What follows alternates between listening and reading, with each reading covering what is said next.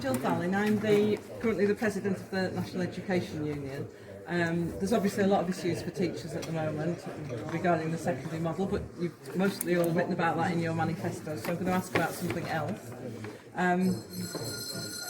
You may or may not be aware that our supply teachers are on 0 hours contracts, and they suffered quite a lot during the pandemic because they lost a lot of work. And I wonder what policies you would support if you're elected to address the issues faced by supply teachers and other essential workers on 0 hours contracts.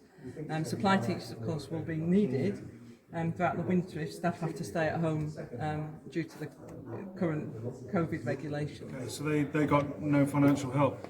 No, the thing is, a lot of them are people who've retired early, so they've taken a hit on their pension, so they need some income. Yeah. So they're often experienced teachers who it's good to keep in the classroom, but they do rely on that income. Right. Okay. So they sort of fell through the cracks a bit with the COVID situation. But did they get no hardship fund or anything like that? Well, most of them have some income. Did any of them apply for the hardship fund? I can't tell you off the top of my head. No. It's just I support what you're saying, but I'm an employer myself, and I know there's lots of people on 0 hours contracts, and they were all in the same boat, and there was lots of low owners as well that they weren't retired with a pension, and they were young people with families, and they were hit hard as well as everyone else. But, yeah. Were those people supported by the hardship fund? I believe so, yeah, that's why I asked the question. Yeah, well, I think their difference is probably they would lose all their income, whereas a lot of if you're an older person who's got some sort of part of your pension coming in or something, it's possible, it's probably a different scenario for them. Yeah, okay. I mean, I've got sympathies for them, but like I say, there was lots of people in the same boat. I mean, it was a thing that we've never faced before. I mean, we were quite lucky here that the States have supported lots of people. I mean, I know these two. Sorry.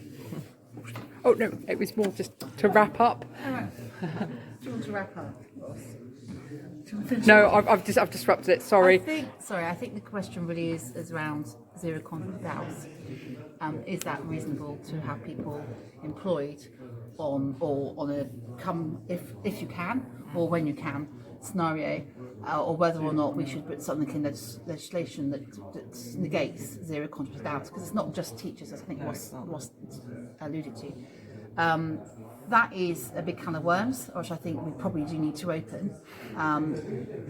Is it fair and reasonable for somebody who hasn't got income support or hasn't got any financial support coming in to access funds above somebody else? It's a different question. So there was 80% of the minimum wage, but only contracted 3,000 of hardship funds.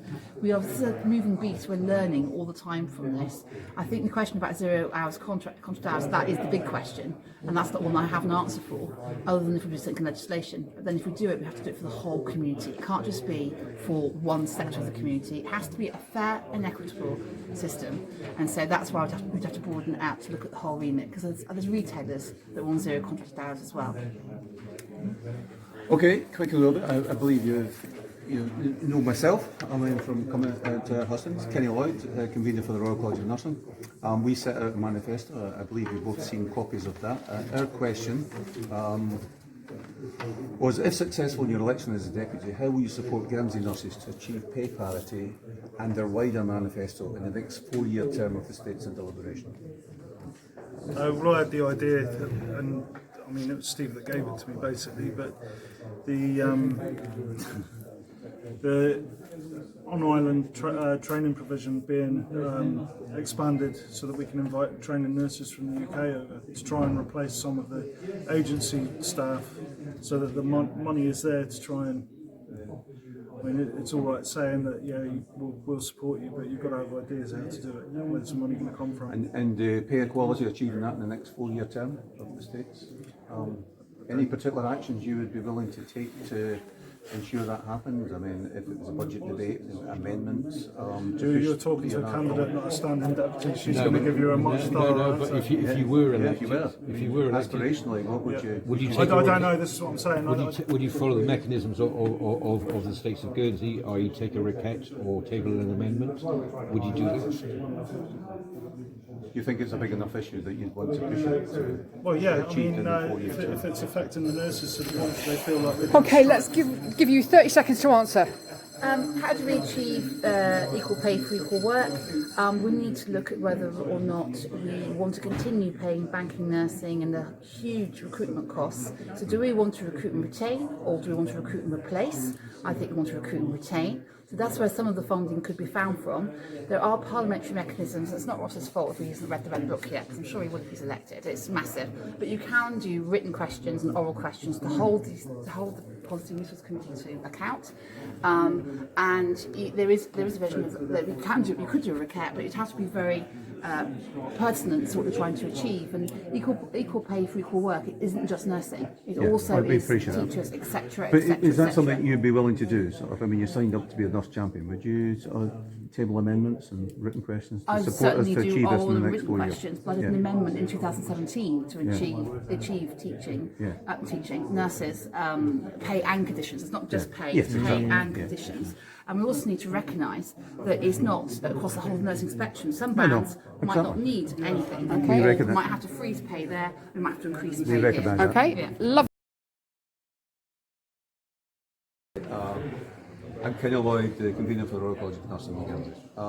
We put together a manifesto with a number of key aims around nursing conditions, pay equality, commitment to chief nurse, to provision of a strategic operation to accommodate key services in health, and to introduce a regulatory framework. Our question that we've been asking candidates, if successful in your election, how will you support Guernsey nurses to achieve pay parity and a wider manifesto in the next 4-year term of the States of Deliberation? Okay, obviously there's a bit of history here, and obviously the role that I've had as a member of the Policy and Resources Committee as representing the employer, there's clearly some background to this. I mean, I think the commitment to moving towards equal pay for work of equal value and all that entails. I mean, I think there has been a lot of work done in the last few years in terms of setting that up, with the work with Kojima and the rest of it, I think the direction of travel is clear. I think the challenge clearly is around the timing of that and how you make that transition. And I think, particularly when you talk to the Agenda for Change group, there are some real disparities within that group, which themselves need to be recognised and dealt with as well. For me, the direction is clear. I know it's not moving at the pace you necessarily wish it to, but yeah. Can I just jump in with a challenge? Can we afford not Is to address this? question, or is No, I'm hijacking. As a volunteer, I'm hijacking. Considering the pandemic we've just gone through, we've actually got off really lightly. Yes. Can we afford not to address this? Because I don't think we're future-proofing if we do not address this as a priority. I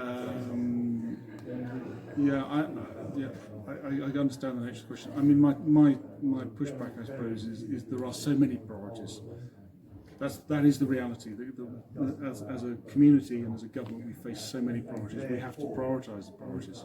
So Prioritising an electorate that's actually alive, I would say, is probably quite high up there. Yeah, and clearly that's what we've been doing this year. I mean, absolutely. So I think we work out what we need to prioritise it. Yeah. So can I just clarify? So is that a commitment to being achieved in the next 4-year term, or was it a swift boot further down the road of that kind? No. It was a commitment to the direction of travel. I'm not, I'm particularly when it's being filmed and put all over the internet. No, I mean it was the direction of travel is quite clear. But I'm not going to sit and negotiate this evening. I mean, that wouldn't Could be I good. ask you to sign up Appreciate to be a nursing champion, please, to take our commitments through? I'll take it away and take a look at it. Yeah, I'm not going to be bounced into. I'll deal with the second question first. But thank you. I'm sorry I couldn't make your other event, but you know. Well, we're having another one on the 30th, so please do attend. La Villette, 7 p.m. I know everybody's busy. It shows, you know. Hi, I'm Jill Darling. I'm currently the president of the National Education Union here in Guernsey. Clearly there's lots of issues for teachers at the moment, not least the lack of decision making on the future secondary school model. I'm not going to ask a question about that though, because the NEU represents all who work in education, classroom teachers and non-teaching staff, learning support assistants and supply teachers who are on 0 hours contracts. So I'm wondering what policies you would support if you're elected for another term to address the issues faced by essential workers on 0 hours contracts, such as supply teachers, who will be needed if staff have to stay at home due to the current regulations. The sort of background of this is that a lot of our members who are supply teachers retired early and therefore obviously took a hit on their pension for a variety of reasons, largely because teaching a classroom full of teenagers or small children is a challenge, and people often want to step back from that before they get to 60, whatever we have to be. And so they are during COVID, they, because on 0 hours contracts, got nothing, and a lot of them rely on that income, and it worries us that experienced teachers will then go off and work elsewhere if they are not going to get work. But I think it's a wider issue of 0 hours contracts. Right. So, sorry, I'm just trying to be clear. I mean, this is a new issue to me, so I'm not aware of it being a problem. Just understand the nature of the problem we're trying to address here. It's really the fact that if we want to keep experienced teachers on our supply register, if they're on 0 hours contracts with a situation like the COVID situation, they don't have no income, and so will the sort of minimum income? Is there something you could support? In the UK, before it all went pear-shaped, they used to have, a lot of counties used to have a retainer, and they had to be available for a certain amount of work, and if they worked beyond a certain amount they got paid more, but you know, just so that it gave them a bit of security, and then stops that experience then going off and, you know, working in an unskilled job, and that's a loss to us as an island and our children. Not being available to teach. Yeah, okay. I mean, this is the first I've heard of this as an issue, so I mean, I'm a little. That's partly why I asked it, because I think it's an interesting as a question. Can I interject? I appreciate you say you've been put on the spot, but we've been around for a long while. That's a bit of a swerve. That No. I mean, I don't think it's fair to seek to try and negotiate. Can we get a quick answer for Jill?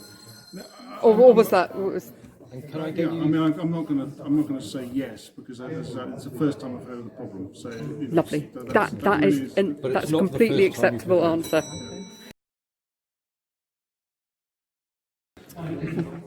Yeah, the local arts scene especially relies on people giving away their talents for free, and it's expected that because it's the arts, we love it so much that we'll just do it for free and we don't need to be paid for it. But the reality is that we do. We're skilled, trained performers, professionals, and we should be recognised for that. Our question to you, that I'll read, is what value do you place in the arts as part of the economic recovery and the social development of the bailiwick? Where did it start? Scott? They always start. Sean? Broad shoulders. Yeah, lovely. Obviously, the art is very close to my heart because I'm an artist myself, and you know the Guernsey Arts Commission has supported me massively with my Mixed Islanders, especially, and that's been a great public art thing, and I think that's shown for Guernsey people how important art is. And you know, during lockdown, everybody reached for their paintbrushes and rainbows in the window and everything, and it did make people feel so much better. So this is why I can't stress how much I would support the arts. lucky enough to be elected. And you know, arts has obviously so many different areas, like the live music, painting, performance, sculpture. There's so many different areas that benefits mental health and creativity and everything. I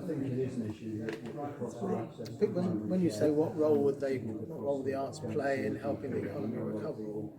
Normally people reach for the economy, you know, we're going to invest in the economy, we're going to bring forward capital projects, we're going to put out fibre optic to all homes and attract high-tech companies here. And what role do you see the arts playing? Oh no! Right, let's give Rob like 30 seconds quickly to give an answer. I'm a big fan of the arts. I play in the ballet occasionally myself. And Guernsey punches above its weight in culture, I think, as in many other fields, and we should be supporting it. I lived in Oslo for a while, and I knew several artists over there who could afford to live on the dole because they were supported enough to they didn't live well, but they could afford to live and be creative. It was amazing. Okay, so that was bad. I'm Kenny Lloyd, I'm the convener for the Royal College of Nursing in Guernsey. We set out a manifesto, I think you've both seen it previously, and so I'll not run over it again. There's a copy of it there if you want to reacquaint with yourself. Our question is, if successful in your election as a deputy, how will you support Guernsey nurses to achieve pay parity and their wider manifesto in the next 4-year term of the States of Deliberations? So we're doing it each. Trying to remember to bite my tongue. So in terms of pay parity, the truth is that one of the main things that I'm looking to advance if I was elected is in regards to the anti-discrimination legislation, and one of the things that's actually central to that is equal pay for work of equal value, and so that is the best way that I can see it, because if we advance that, then there is actually no other way around it other than the states not actually fulfilling within the letter of the law. So that is simply what I would do. And do you believe that will be achieved in the 4-year term? Because I think there's a timetable already been set. There is a timetable. Pushes it down the road about 6 or 7 years, isn't it? There is a timetable that has already been assigned, and I think that the equal pay is the one that is most difficult. It's not surprising, but ultimately we're getting to the point where do we actually think that it is fair not to pay people equally for the same thing? There is, I don't think that you can change that timescale. If anything, it's going to push back a little, because the first one that's been promised is on the disabilities anti-discrimination, and it has been promised to them for over 6 years already, and we still haven't fulfilled it. So that does need to be fulfilled first. And if you're looking at the biggest problems, that looks as if it's going to be pushed back because of Brexit. So there are certain factors that will actually cause it to be delayed, but I think that within the next 4 years we would see the vast majority of it done, if not all of it. I think the slight difference is that nursing pay and pay equality is on the table, was literally on the table, and COVID sort of knocked it off the table. The problem with the title is that it is actually with PNR, and you know that there is actually very little. And we need to let Rob answer as well. I think the pressure for pay equity is already strong, and I can't say that's the least of my concerns, but I think there is progress happening there, and it's absolutely clear that some of us are going to be pushing as hard as we can to make that progress as rapid as possible. But as you make clear in the manifesto, that's not the only issue on the table. That's part of what we need to do to correct the other issues. But I think the future-proofing thing is equally important, particularly when we've just heard on the news over the last couple of days about the level of shortfall in the United Kingdom. Yeah. So absolutely, pay equity is a starting point. But it's got to be about the quality of life, the quality of working conditions, the practice, and which goes in with a manifesto. Yeah, that's exactly that. I was completely taken back when we last met to discover about the lack of. Hi, I'm Jill Dallin. I'm currently the president of the National Education Union here in Guernsey. There are lots of concerns for teachers at the moment, not least the changes to the secondary education. I'm not going to ask you about that because most candidates have written about that in their manifestos, although I have to say some of them have made statements that are not backed up by any evidence. So I'm wondering what policies you might support if you're elected to address the issues faced by essential workers on 0 hours contracts, such as supply teachers who will be needed if staff have to stay at home due to the current COVID regulations. The kind of background of that is that our supply teachers are often people who've retired early and therefore taken a financial hit because of stress or whatever, and they just feel they can't work full-time in a classroom. but they need some income. During the COVID pandemic, a lot of them lost work that they would have been sort of promised or would have expected to have had, and because they have some income, they sort of fell through the cracks. So I wonder if what you could think of doing in the States that could support those. Am I not correct in saying that if somebody has lost work as a result of COVID, then the states are obliged to actually pay them towards that cost? That lost, Not on 0 hours, I don't believe. Not on 0 hours. So what are they actually entitled to in terms of benefits at the moment then? I think that's a problem. I think because a lot of them have some income from taking the They're on pension small early. pensions. So actually it goes back to the question of those proposals that were actually done in 2016, in order to actually see the gradation and actually having a fair distribution of access to benefits. Still hasn't been implemented. So it's actually 4 years without any implementation of that. And if we actually saw that implemented, you'd actually see people who would be just above what is currently entitled to benefits, actually entitled to something. And we can actually change the gradation accordingly. But at the moment, we've got this hard stop. And so it doesn't just apply to people you're talking about. Anybody who is currently within states housing or anything can't afford to earn a penny more, because if they do, they lose their house. So actually, it's this point that we have that is a very clean cut-off point, which makes it an easy administration, but it makes for dreadful policy in terms of trying to encourage people to take the thing. I'm going to focus mostly on the 0 hours contract bit, which seems to be the issue, because this is an issue about how we address relative poverty, and the 0 hours contract leaves people in times of crisis absolutely further down the table than they were, and social security is unlikely to step in as long as people have a standard of living that meets a certain standard, although it might fall well below where people were before. So I don't think the social security route is going to be the easy thing. I think there needs to be some kind of approach to employment law in general to provide protection to people who are relying on 0 hour contracts. And we Sorry. And we can see that kind of discussion happening in the UK with the plight of people on 0 hour contracts. Has been much more strongly highlighted than it has here. In fact, this is the first time I've heard anybody mention it in the Guernsey context. That's partly why I asked. It's not been discussed very much. No, and it does make you think, because of course so many of my colleagues would have retired early and relied on that little bit of teaching to just top up. And the answer is I don't know the solution immediately, because I hadn't thought about the problem. In the UK, they used. Okay, hi, I'm Jill Dallin. I'm the president of the National Education Union in the bailiwick of Guernsey. The NEU represents all sorts of people who work in education, not just teachers, and our supply teachers, you may or may not be aware, are on 0 hours contracts. And my question is, what policies would you support to address the issues faced by essential workers on 0 hours contracts, such as our supply teachers, who will be needed over the winter if other staff have to stay at home due to the current COVID regulations? The context of that is that during the lockdown, a lot of people who had been promised work then didn't get it, and because they generally are people who've retired early and taken a big cut in income, they were unable to. They got some income, so they were unable to get what they needed really, and able to get any income. So I wonder if you've got any suggestions as to how you could support those people in the States. Nice quick answers, because we've got another question as well. Okay. I think it's a multifaceted question. So obviously it's just about supply teachers itself, but you have about the retention and recruitment of teachers themselves and actual reliance on supply. There's those who just are quite happy with working 0 hours or working when they want to work, having been retired and then continuing to work. So it's down to the individual of their contract. I'm not necessarily sure, without the actual information in front of me, where the balance is. Is it the recruitment and retention of teachers, or is it actually about the 0 hour contract for the supply teachers who choose to go down that path? Yeah, because isn't there also an issue with the short-term contracts as well, where you've got let's say a learning support assistant who doesn't know right till the end of summer whether they've actually got a job to go to. That lack of continuity. That's another issue, related issue. Yes. Yeah. I don't know what the answer is, but I think there's certainly, the whole issue around some of the equal work of equal value and how we have contracts for people does need to be reviewed.